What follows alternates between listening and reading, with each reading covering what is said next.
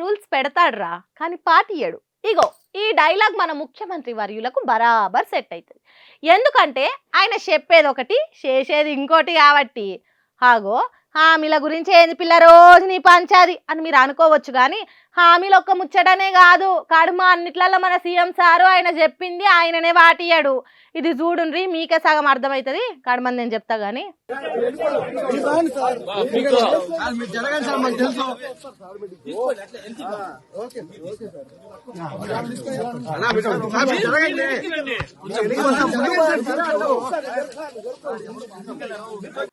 ముందు వీడియోలో ఓ అంత హైప్ ఇచ్చినావు, సార్ తిరుమల పోయిండాలి ఇంటోళ్ళతోని, ఇలా వైకుంఠే కదశి కనీసం గుడికి పోయినా బాధనే ఉందా మీతోని అనే కదా మీ ఇన్నర్ ఫీలింగ్.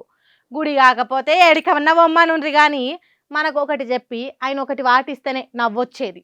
తిరుపతి వెంకన్న దర్శనాల గురించి సార్ ఒకప్పుడు ఒక స్పీచ్ ఇచ్చిండు, చూడుండ్రు. అది టీటీడీ ఉంటే మనకు వైటీడీ ఉంది, మనం కూడా పెద్ద సంస్థను ఏర్పాటు చేసుకున్నాం. ప్రతిసారి దర్శనాలకు వాళ్ళని అడుక్కొని మా ఎమ్మెల్యేల లెటర్లు అన్నాను, మనం అడుక్కున్నాం ఎందుకు? భద్రాచలంలో రాములవారు లేరా, లక్ష్మీ నరసింహస్వామి లేడా, లేకపోతే రామప్పలో శివుడి అంశ లేదా మనకు? ఇన్నరా టీటీడీ దర్శనాలకు చంద్రబాబును అడుక్కున్నాడేంది? మన గుళ్ళు లేవా? వాళ్ళకి టీటీడీ ఉంటే మనకు వైటీడీ ఉంది అని ఓ భారీ డైలాగులు వేల్చిన రేవంత్ సారు కట్ చేస్తే ఇవాళ టీటీడీలో సకుటుంబ సపరివార సమేతంగా కానొచ్చిండు.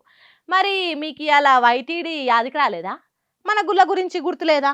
ఎందుకు సార్ గీ మాత్రం దానికి అంతగానం హైప్ ఇస్తారు? మీరికే చంద్రబాబును నొచ్చి నొయ్యకుట తిడతారు కానీ మీ గురు శిష్యుల బంధం చేస్తూ ఉంటుందో మళ్ళోపారి రుజువు చేసిరా నడుచుకుంటుర్రు. ఇలా బాండింగ్ గురించి తెలిసిన వాళ్ళు చూసినాక